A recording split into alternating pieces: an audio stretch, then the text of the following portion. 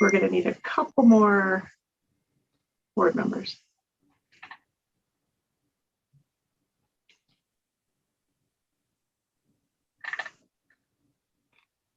We're going to give people a couple more minutes today, and then we will get started. Oh, there's Lauren. Here we go. Counselor Senna. Thank you for raising your hand so I could see ya. And Barbara.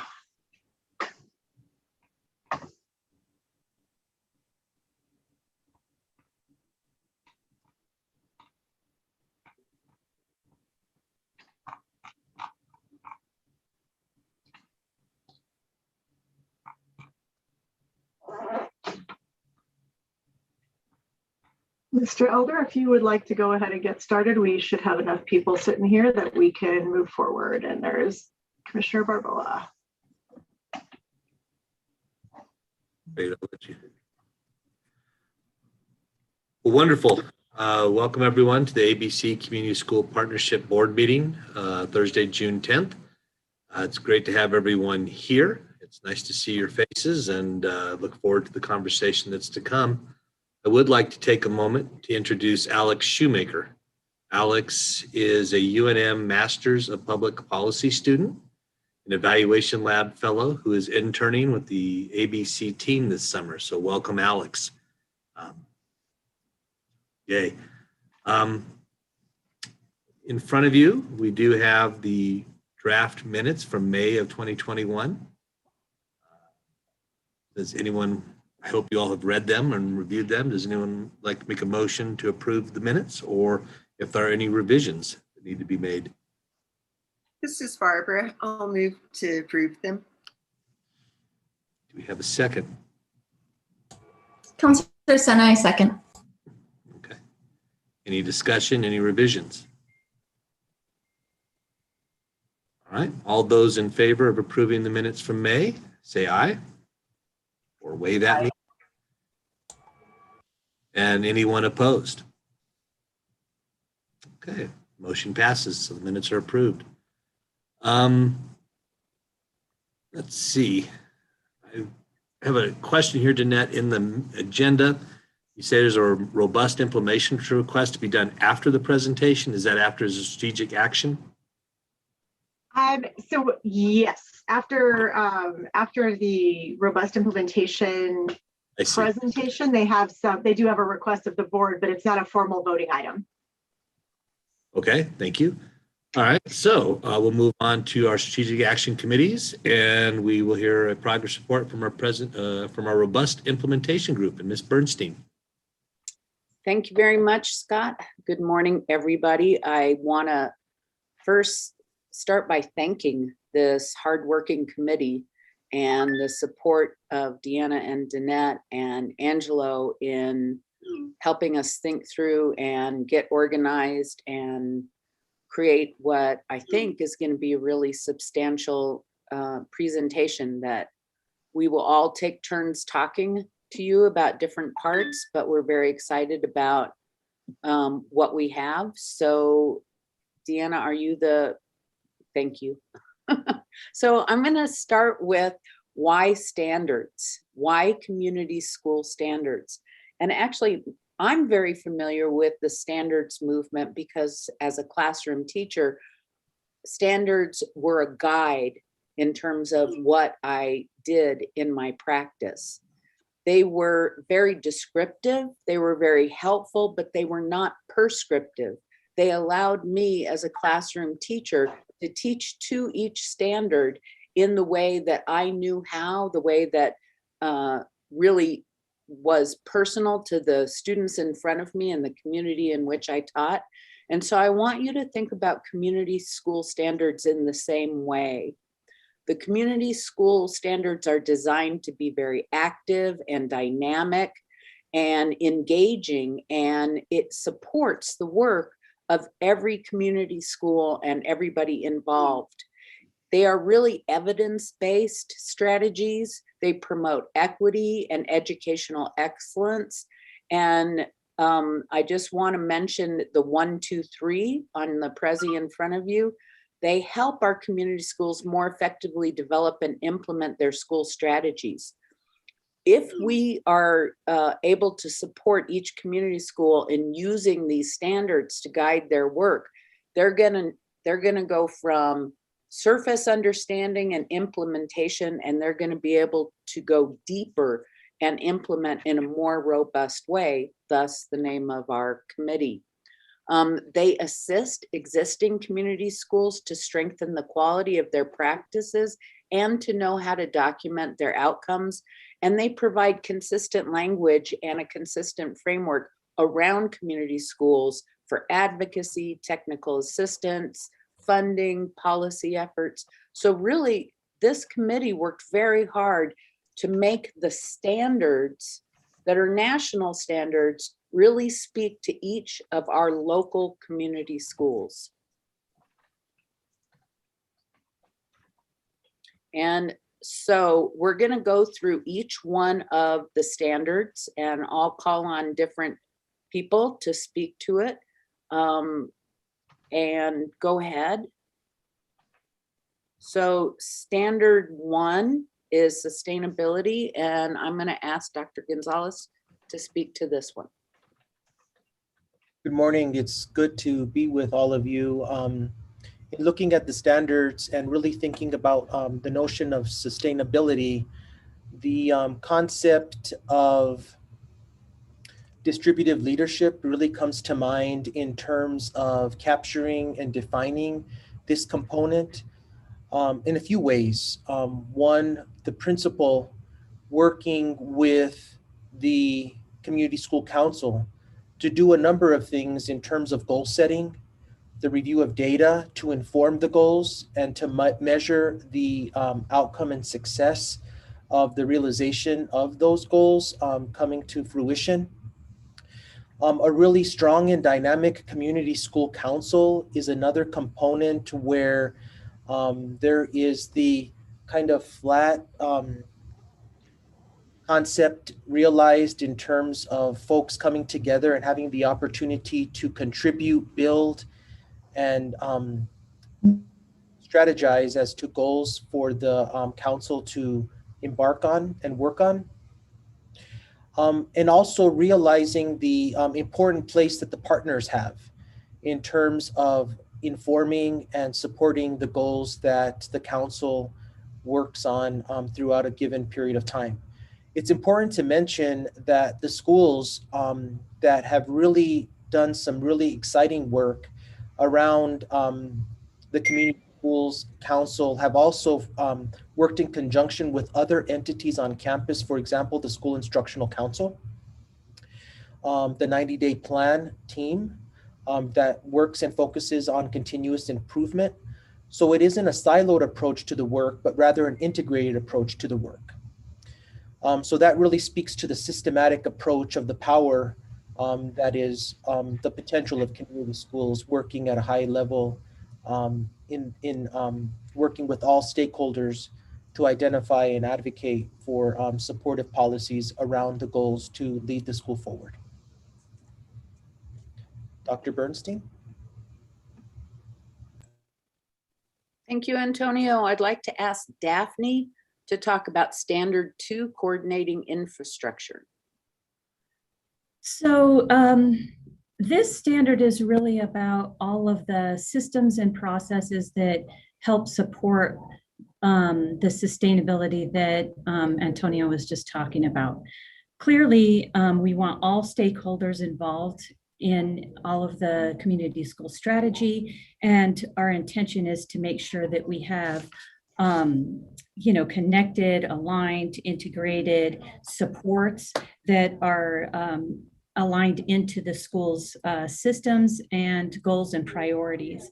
We want shared ownership and decision-making. And the biggest piece about it is that all of that starts with relationships.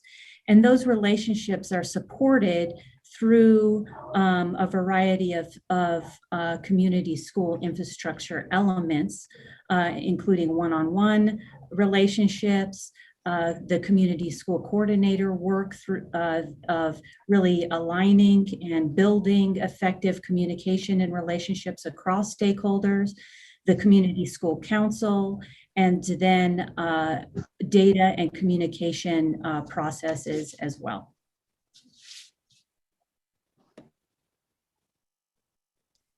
Thanks, Daphne. Sean, he's going to talk about continuous improvement, and then he's going to go on and talk about student data and planning. Good morning, everyone. It's nice to see everyone. So continuous improvement, this standard is really in regards to what all good schools should be doing in terms of kind of looking at what they're doing and then kind of basically always looking at the data to improve and change or modify. So community school stakeholders, they're all trained in this process. Throughout the community school, continuous improvement practices are part of the school culture. So it's not just like the council, but it's every other piece that's happening within the school. The coordinator provides support to the community school council to ensure that the actions taken by the council are grounded in data about the student, family, and community needs. The community school council undertakes regular cycles of continuous improvement. So again, like I said, continuous improvement should be happening throughout the school, and then it happens as well in the council. Intentional efforts are made to connect and integrate different continuous improvement efforts, and this is important so that we're not like overlap. We're working smarter, not harder, basically. So you're looking at like your 90-day plan, attendance improvement plan, but you're trying to kind of look at all those in a way that the school's working smarter, not harder. The next piece is student-centered data. So this is important as well. First off, policies and procedures are in place to safeguard student confidentiality. This is always important so that we can make sure that the data that's out there is used appropriately and used appropriately by either our partners, the school itself, or whoever needs that specific data. At the same time, data systems protocols and data sharing agreements are, when appropriate, are in place to ensure that the school and the community stakeholders have access to relevant data, basically, so that they can make decisions based on that data so that they can then reduce barriers for families and students. Teams throughout the school will use that data to support students and families. In assessing the impact of those resources, supports, and assets, school stakeholders gather data and information about the whole student. So using not just academic data, but also students' holistic well-being data as well. And then again, going back to the continuous improvement part, the student-centered data is used in multiple ways with that continuous improvement standard to continue the work, basically, assess the community needs and conditions during the planning phase, to set priorities during the doing phase, to gathering data about the outcomes of actions undertaken. And the last standard that I'll be talking about is the critical practices of planning. So as a community school, the community school undertakes a comprehensive community assessment to understand aspirations, assets, and needs of students, families, and surrounding community.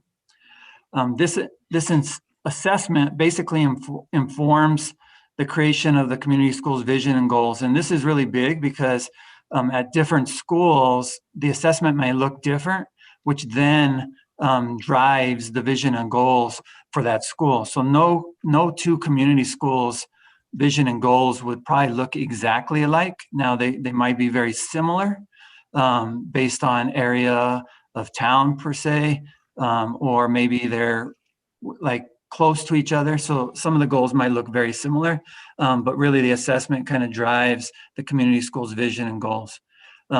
School and community stakeholders are engaged in this process to incorporate the learning from the assessment into the school's overall improvement plan. So this is important too, because this is also when some of this information that's gained from the assessment could then be rolled into like the school's 90-day plan and other aspects of the school. Lastly, the improvement plan specifies the desired holistic results that the community school would like to achieve, along with associated programs, practices, and actions that the school will undertake.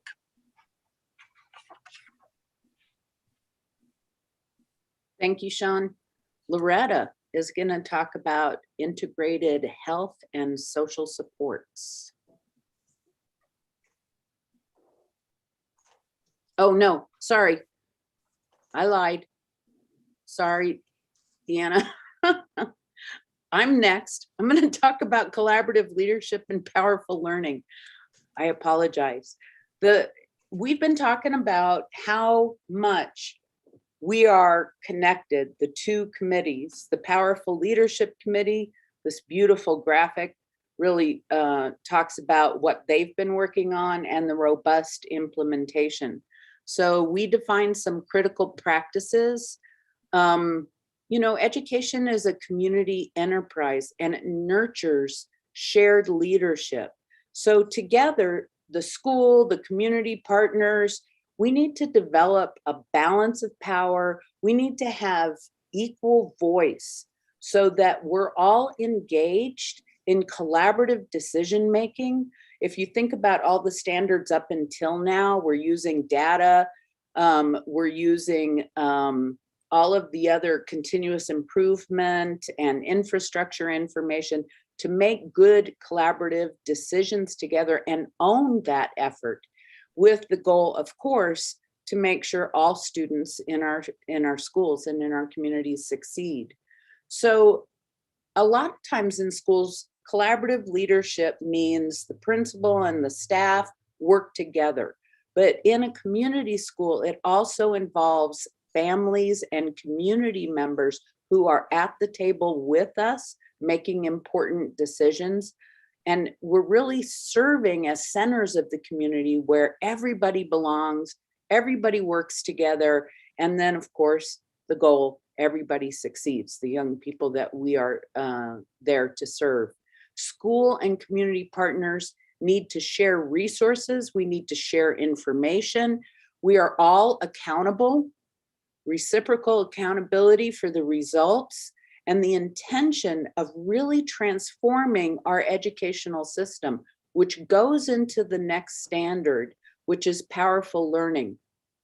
When you think about our schools, what you're really, our memories of our own schooling, a lot of us who are engaged in schools every day, we're all functioning in the legacy of the industrial model of education, where we kind of batch process kids along the assembly line, you know, where the classes are separated by content or by age and grade. And that legacy, and the legacy of No Child Left Behind, which was a very test-based, high-stress kind of culture, we want to leave that behind. We want to change our schools to really match the needs of our current society. So when you think about that, you're thinking about powerful learning. And so community schools are not siloed away from what we do every day in our classrooms. It should connect the learning at the school, the learning at home, the learning in the community. And I think one of the places, and Antonio and others can talk about this, that we've done that well is in our MRI schools, where we're really connecting through the Genius Hour. That also changes the practices that we have every day in our schools. We want to connect the community school council and the instructional council. We want to make sure that we're not working in silos, but as the instructional council is making decisions about teaching and learning, they're connecting with the community school council and all of that work, because we really want to influence each other and ensure that barriers to learning are identified and addressed in a timely manner. We want to employ youth development principles with an emphasis on student voice and choice. We want to inform student learning and developmental strategies. I know one of the things that we're working on in the union is this idea of what does it take to nurture our students to become active members of our democratic society. Well, one of the things we can do is have active student councils. And that voice is really important when we think about how to develop our students to engage in our society. We want to make sure students access engaging out of school opportunities that are connected with what's going on in our curriculum in schools, because really enrichment is remediation. And we learned that from the MRI schools, that we don't have to just skill and drill kids who may be struggling academically, but when we enrich their lives and engage them and their families and the community in rich opportunities, they do better in their schooling. So we want to connect those two. And then of course, we want to make sure that all of the learning is culturally and linguistically responsive and really addresses the social emotional needs of students. This encompasses everything we're trying to do in schooling right now. And we have this great opportunity because schools closed because of this incredible, horrible pandemic. And now we're reopening our schools with the idea that nurturing relationships are really the foundation of powerful learning. And all of these connect together. So now I'm going to ask Loretta to go to standard 8, now that I'm like on track, with integrated health and social supports. Thank you. As a pediatrician, I'm really excited to present this aspect or this standard, which is the critical practices of integrated health and social support. And this really talks about connecting students to supports and services that address barriers to learning. And we know from some kids have barriers from physical, emotional, behavioral health issues that can affect their learning. So it really is important to acknowledge this, address this, and work collaboratively with the support personnel to be able to respond to the individual student needs that may be these barriers they have that affect their learning. The service really, we want them to be proactive and culturally and linguistically responsive. And the other aspect is it's important to always protect their privacy under the laws in order to be able to do all this.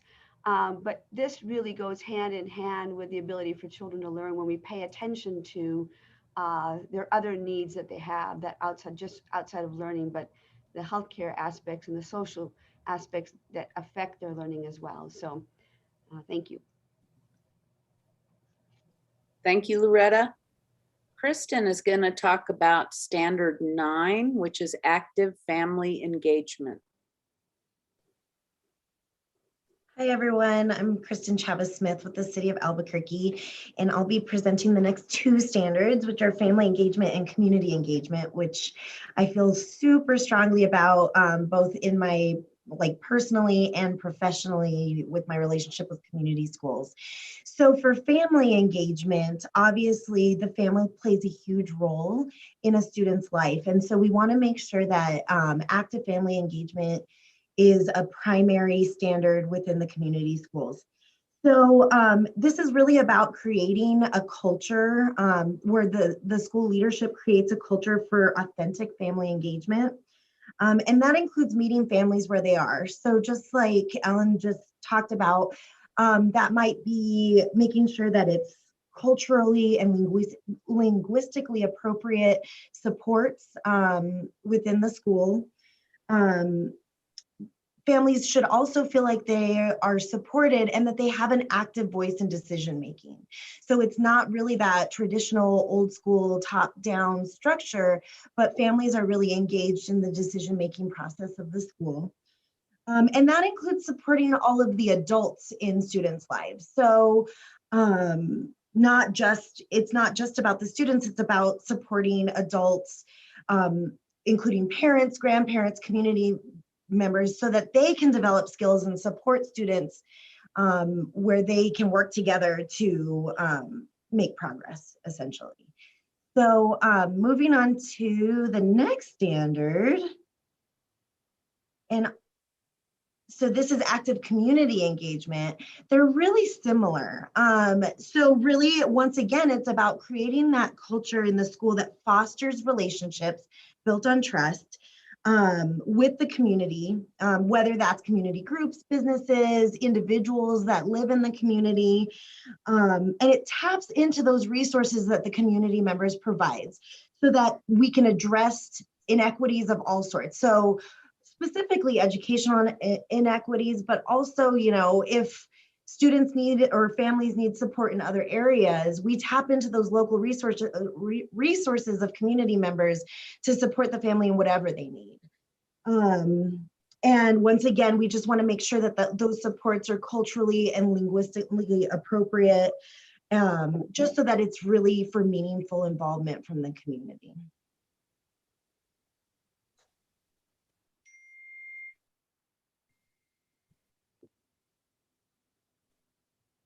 Okay, so my job is to kind of say, so now what? Or what now? Sorry. So let me address what's on the Prezi, and then let me make a few comments. In July, the Robust Implementation Committee is going to continue to refine the standards, gather feedback from all the stakeholder groups, and then also each ABC board partner institution will be asked to provide more detailed feedback. Then in August, our committee will formally request that the ABC board adopt the ABC standards for community schools, which will inform the knowledge, skills, dispositions needed to plan, implement, measure success and the impact of the community school development. So when I first started to get involved with community schools, which was some time ago, we thought, as we were just starting in Albuquerque, that community schools were based on projects and activities. Those were important projects and activities. If you think about how like wildfire homework diners spread throughout our community as a part of what community schools did, it was a really good thing. But when you compare that with the robust implementation that we just presented to you today, it takes this idea of community schools as projects and activities, and it really takes it deeper. If I was going to be in a community school as a member of the staff, I would look at the standards, the way the standard was described, and then those critical practices. And that would be like the template of a lesson plan for all of us to follow collectively. And then we would fill in, after all the critical practices, we would start to document and connect with our 90-day plans and everything else, how we are implementing in a robust way those standards. So I really feel, I'm just so grateful for the work of this committee, because I feel like it's a tool that everybody can use to take community schools where you are, and then as you're ready to continue to go deeper and deeper and deeper in implementation. And so I'd like to open it up to the community school board for comments and questions. I'll start. This is Yolanda Montoya Cordova with the Department of Workforce Solutions and also a school board member. I just want to say thank you, Ellen. I really appreciate the presentation and the standards, because like you've been involved in community schools for a very long time. And so to see the trajectory and to see how it's, how it's developed over all these years is great. I'm grateful that the school health, or that the health piece was still, maintained as something that's really critical and separate, and it's called out as a key piece, because I think there's such a huge opportunity around the health component side of it. And there's always been just sort of like this focal point that just always, it's that school-based health center or it's that school nursing office.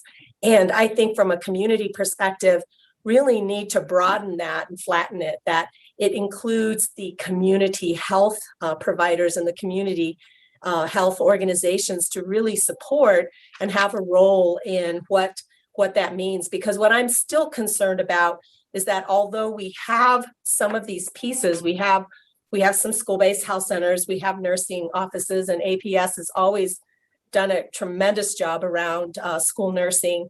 It's one of the best school districts actually when it comes to school nursing and the way that they do school health.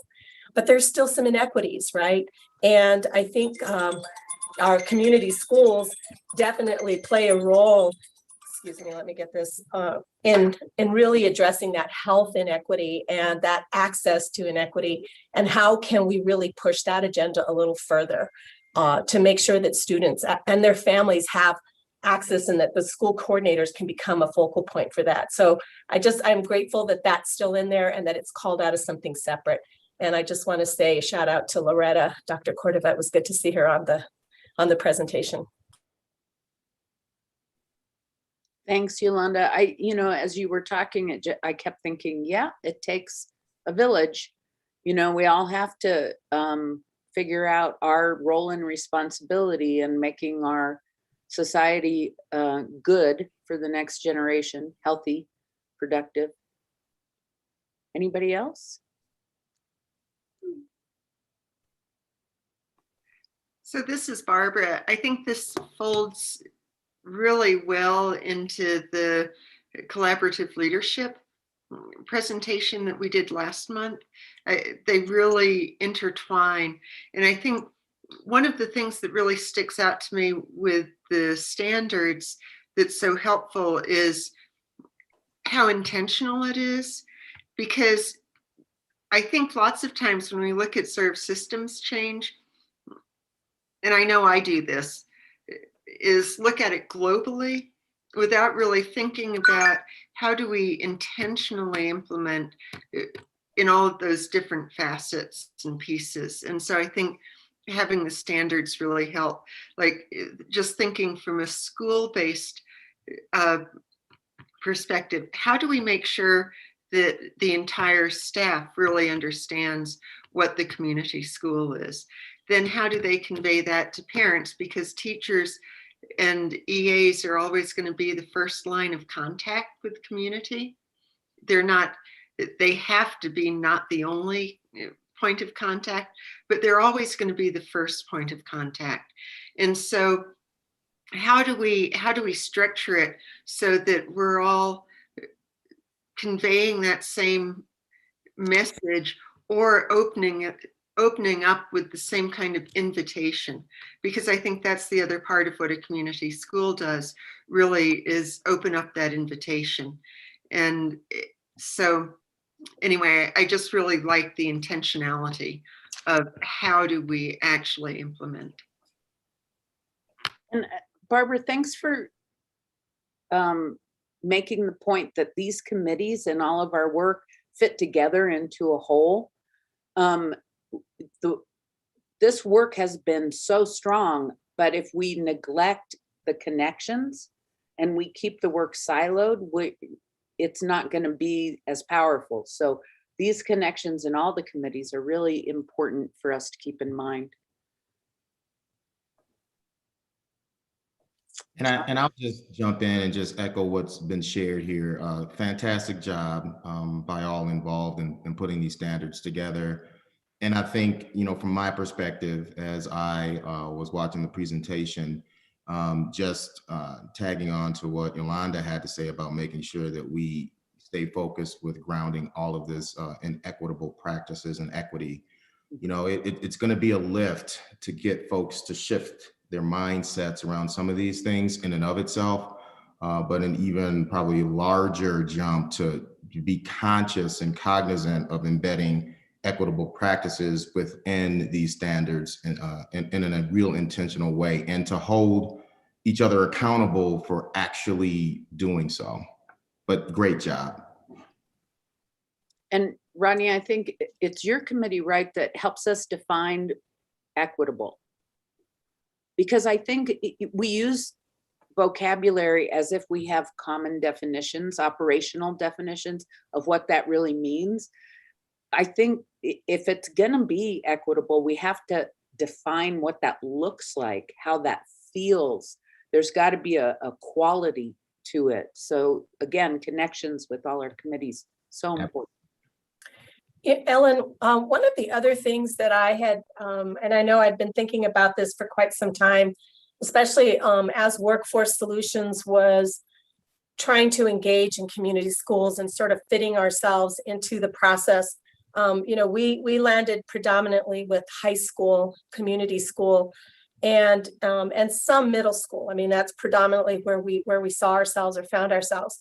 But one of the things that comes to mind for me around as a standard as well was making sure that it was also cognizant of developmental needs, right? Because I think most of our school-based health centers, you can tell where my mind's at. Most of our community schools have, you know, really are grounded in that elementary age and that particular developmental piece. And as it gets to like middle or high school, I still feel like we're trying to find ourselves, and the coordinators sometimes are struggling around how to, you know, really organize their work. And so I would hope that we would also sort of pay attention to that the developmental needs of like a high schooler is more around like self-determination, self-expression, that ability for them to also make some decisions and really engaging them. So the engagement of the student at that age becomes really much more critical. And has a really important role in a community school. Yolanda, I agree. And I think that slide about learning, like we have to engage all of our students in active student-centered learning. And at a high school, you know, if you think about, and I'm not saying this is what our teachers do, but if you think about the stereotype, like in Bueller, what's that movie? Anyway, Ferris Bueller's Day Off. There you go. And everybody's sitting there like, you know, they pass the papers back and the teacher dies and nobody notices. I mean, that's the worst stereotype, but we really need to get away from lecture, transmission teaching and engage those kids, because starting in mid-school, all of that engagement throughout matters, but that's how we graduate people, is through really understanding individually how they engage in their learning and their co-curricular and extracurricular life. So Commissioner, you have your hand up. Thank you, and thanks for this awesome presentation and all the work that went in to make it happen. I love to think about seeing this work over time and hearing updates. I also just, you know, I think I heard you, Ms. Bernstein, talk about, you know, defining what equity looks and feels and smells and tastes like. I think that in my view, and I think community schools does this best, but we can always be doing better around like even defining what it means to be culturally and linguistically appropriate, right? Like I think we hear linguistically and we're like, yes, Spanish is available, right? But that's not, and you all know it's not the totality of it, and even defining what culturally means. And I think we could probably all have a definition, but you know, in my own head, in my own definition, it also means about the messenger, which I think community schools does better than most, right, as well. The last thing I want to say is like about and also defining what it means to meet people where they're at. Because I think sometimes, like you said, we say all these vocabulary, and what does it mean to meet people where they're at, and how is that a constant question we're asking? Because it's going to mean different, like you've already described, for different people, different families. Meeting them where they're at isn't one method or isn't one formula, right? It's varied. And your presentation obviously says that you all have thought about a lot of this, but I think really being able to define some of those or say what your definition of them is as you enter, so that then folks can give feedback or new ideas. And last I want to say is that I really appreciate Yolanda Montoya, that saying, right, like I think self-determination as an underlying, like as a measurement, as like I just have seen so many folk that like I've been able to be in spaces where folks say that just their engagement, involvement, and being able to have a say, feel like they had meaningful involvement in something was the thing that kept them sober, or was the thing that kept them, that actually feeling like they had a place and meaningful, and that their voice was meaningfully heard somewhere, was the things that helped them in these other things that are really hard to tackle. So just giving my 2 cents. Thank you.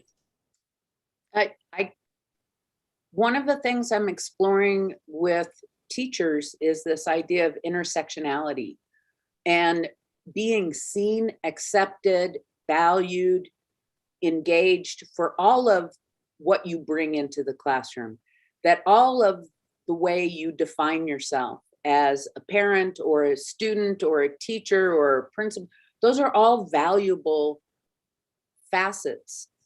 But to stereotype that all people are, if you have a racial identity or a cultural identity or a socioeconomic identity, that we don't look at you in the ways all those identities come to play, and not as a whole kind of stereotype as a group, but to truly honor the people in our classrooms and our schools for all the identities they bring in, is a concept we've been working with. And I hope that we're able to talk about that when we talk about acceptance and equity.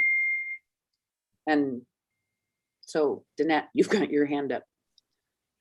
Yeah, we had an experience this week, a couple things. One is the standards are definitely like the highest level, right? Like the highest system level structure that we have in place. And then we have what we're still calling the code book, which is really the integration of the actions, right? Like, what does this really look like on the ground in action, and how can a school utilize that? Our ideas were, how can the school utilize that tool to really figure out where they want to improve, where they want to maintain, where they want to grow, what they don't want to do, kind of thing, which integrates within the standards.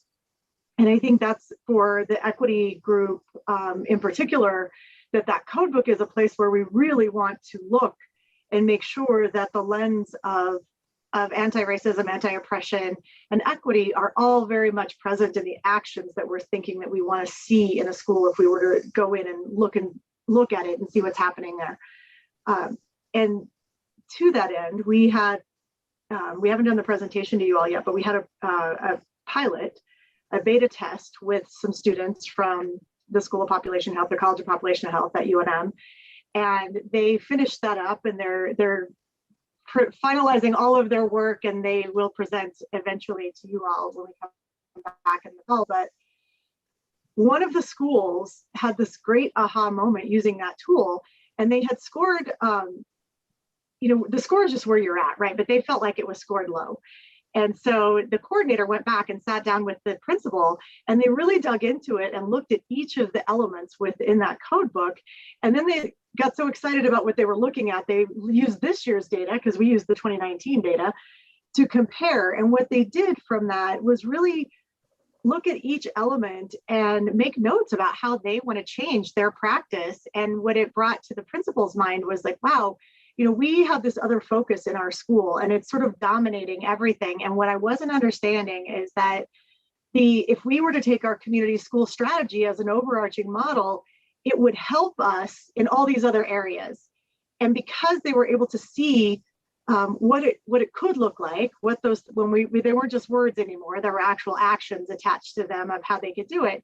They spent 2 hours together doing this week, and then got very excited about it, right? Which is exactly what we want.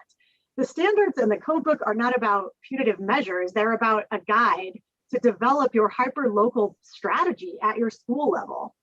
And so we were just super excited, because some of this work, we've taken all this research in the last 2.5 years and worked to create these tools that we weren't positive that they were going to work. We knew that the evidence was sound. So it was really exciting to see. And as with the standards coming from, and people have been giving feedback also, it's not just the committee. We've presented it in other venues. Coordinators have given feedback, things like that. I just want to make sure everyone knew that. So anyway, fantastic work from the committees, all the committees, and this one in particular, because this is really guiding everywhere we go, to make sure that we have a network of schools that are consistent in frame, but hyper local in action. So thank you.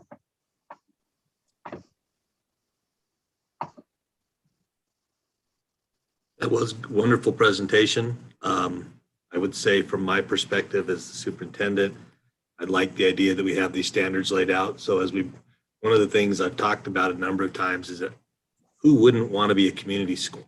Well, the wonderful nature of this, what they are, what they bring, but they are unique. They are not school done as normal. And I think people sometimes jump into this without realizing how they're going to be measured or what they're going to be expected to do and what the challenges are with the community school. I think these standards really lay it out very clearly as people begin to contemplate going along that journey. This is what's going to be expected of us. And is it what I'm as a school leader willing to do? Is it what I'm as a teacher willing to do? And so I think it's good to have that laid out ahead of time. So good stuff. Does anyone have any final comments on this?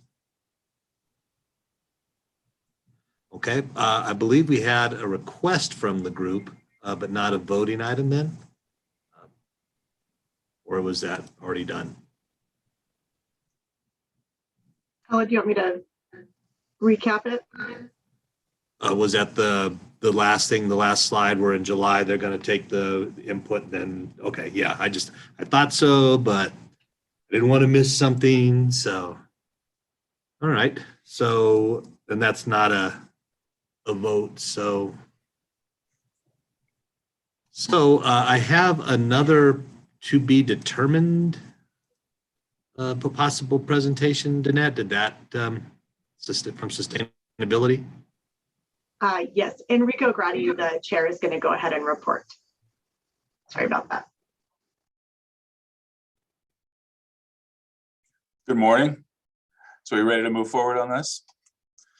Make sure my technology is working. So good morning, everybody. Thank you so much for the presentation so far. It's my privilege to kind of be involved in this, and I feel very fortunate to have come into this and be working with the NET Community Schools. I wanted to just give a brief presentation, a little update on the Sustainability Committee.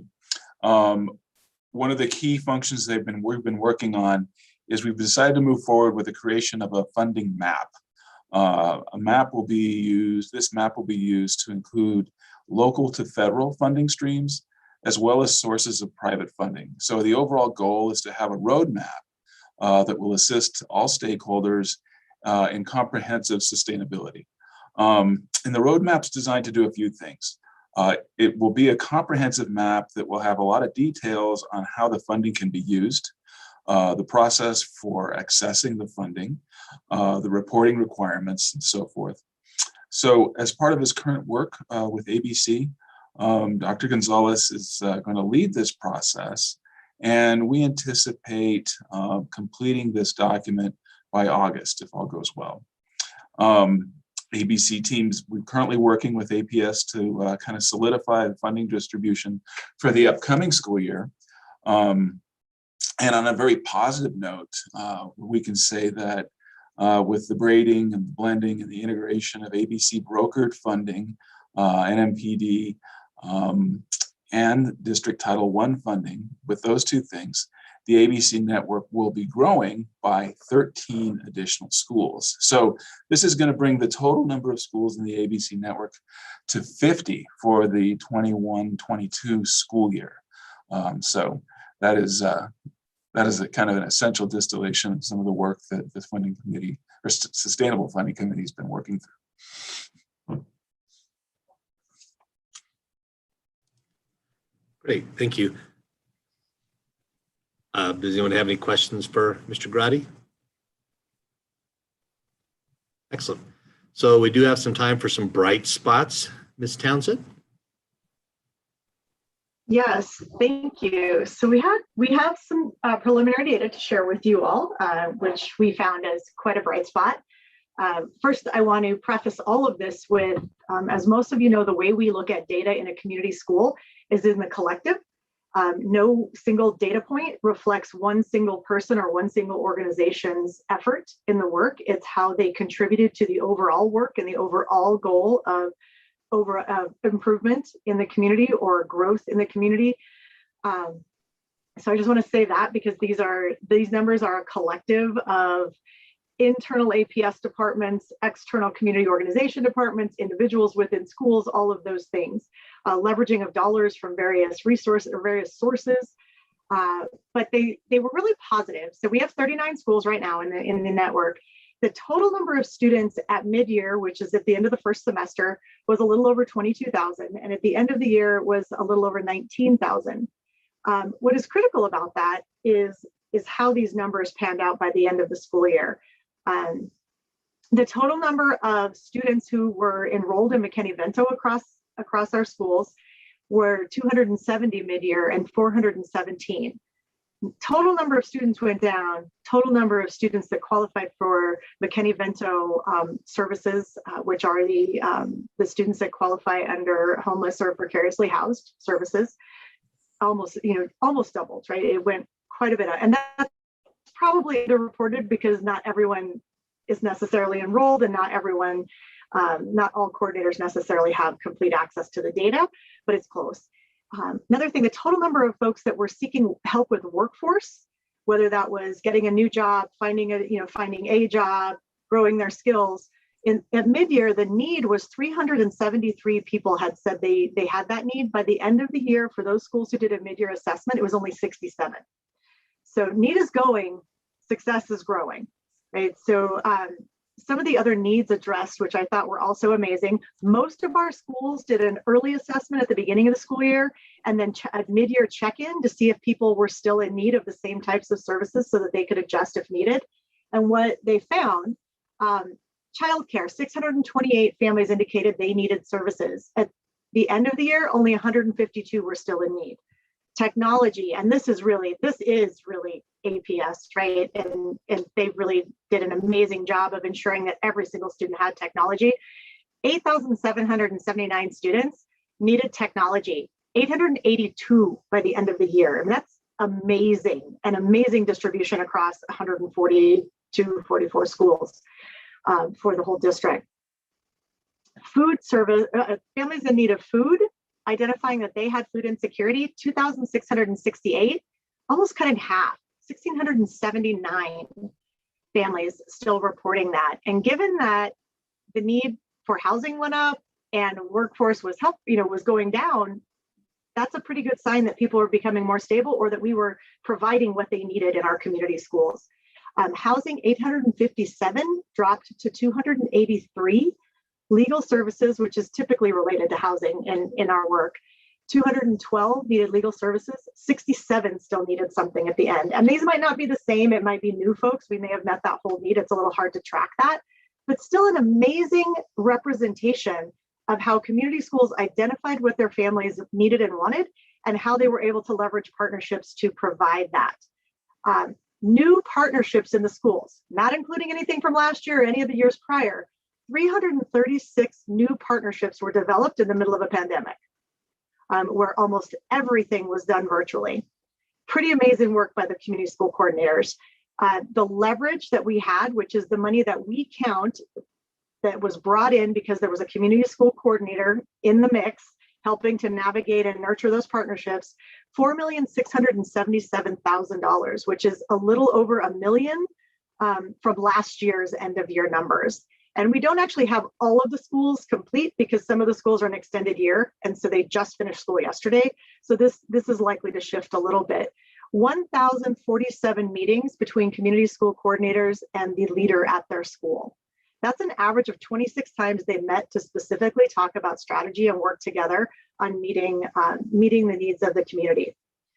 These are just, like I said, they're preliminary, but pretty amazing. When we talk about how community schools work differently, how they deliver education in a different way, in an intentional way, these are really reflective of that. Because when we ensure that the right students and families get the right programs and services and supports at the right time, we see change because it's intentional. So I just hats off to the coordinators, the principals, the organizations, the district in really meeting the needs of families. And not that, you know, people didn't do it elsewhere, but this is pretty impressive for the community schools. Any questions on the preliminary data? We are going to put together a more comprehensive data report and get it out to everyone so you can see every single school once we have all of that data from all of those schools.